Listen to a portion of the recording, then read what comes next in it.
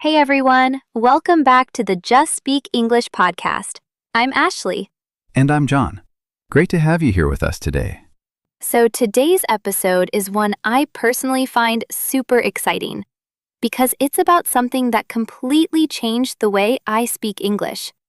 We're talking about how to think in English, not translate, not convert, actually think. And you might be wondering, is that even possible? Can you really learn to think in another language? The answer is yes, but it takes a shift in how you practice, and that's exactly what we're going to talk about today. Subscribe if you haven't yet. We're here every week. Let's get into it. 4 words for today. Pay attention. These will come up in our conversation. First, instinct. Instinct is a natural ability to do something without thinking about it. After years of practice, speaking English became an instinct. She didn't have to think anymore. Second, fluency. Fluency is the ability to speak smoothly and naturally, without long pauses or hesitation. His fluency improved dramatically once he stopped translating in his head. Third, subconscious. Your subconscious is the part of your mind that works without you being aware of it. Language learning happens in the subconscious. That's why sleep and repetition matters so much. And fourth, chunk. A chunk is a group of words that go together naturally, a fixed phrase or expression. Instead of building sentences word by word, try learning chunks. I was wondering if is a chunk. It depends on is a chunk.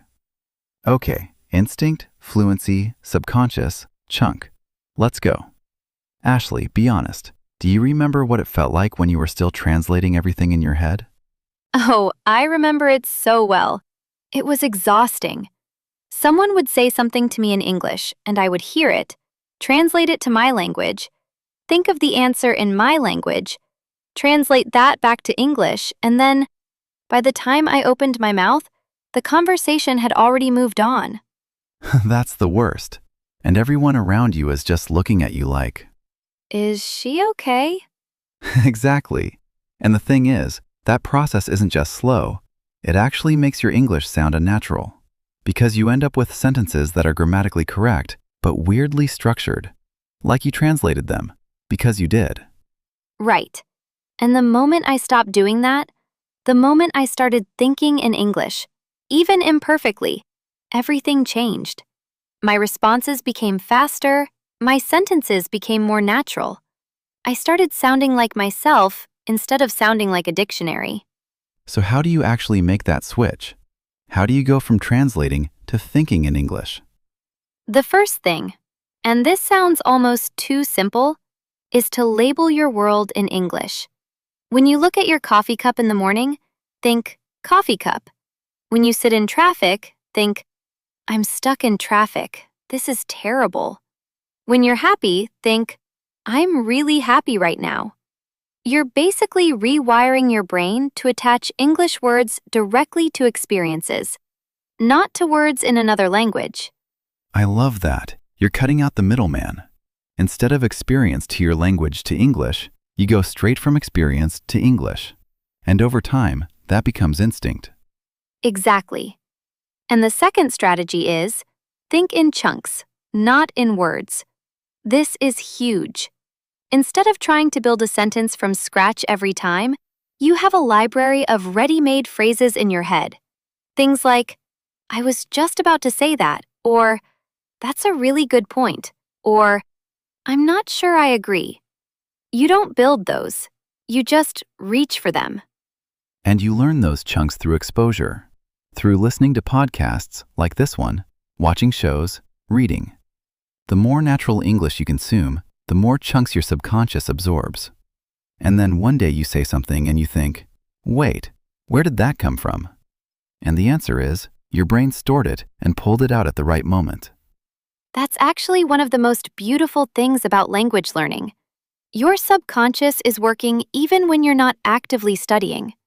You watch a show in English before bed, you sleep, and something from that show quietly gets filed away in your brain.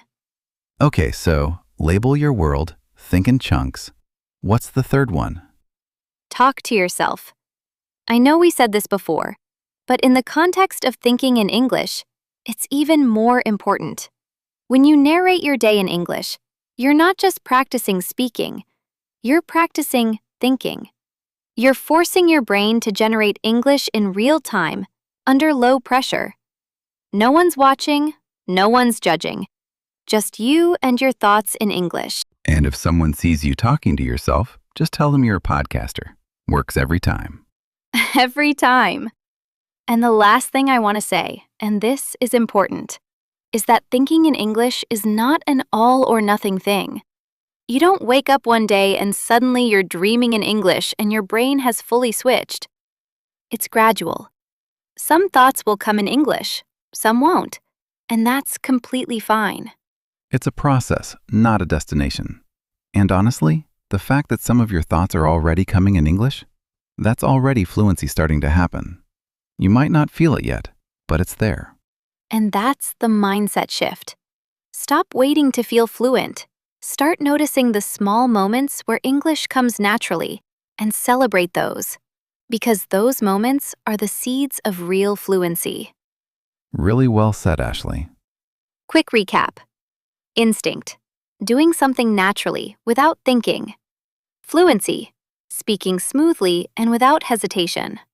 Subconscious, the part of your mind working in the background. And chunk, a group of words that go together naturally as a phrase. 3 strategies from today. Label your world in English. Think in chunks instead of individual words. And talk to yourself to practice generating English in real time. Question for the comments. What's one thought you had today that came naturally in English? Even just one word or one phrase? Tell us. We want to celebrate those moments with you. Next episode, ambitious but lazy. That one is going to be really fun and very, very relatable. Don't miss it. Find us on Spotify too. Link in the description. Thank you for listening. Keep thinking in English, and we'll see you in the next one. Bye, everyone. Bye!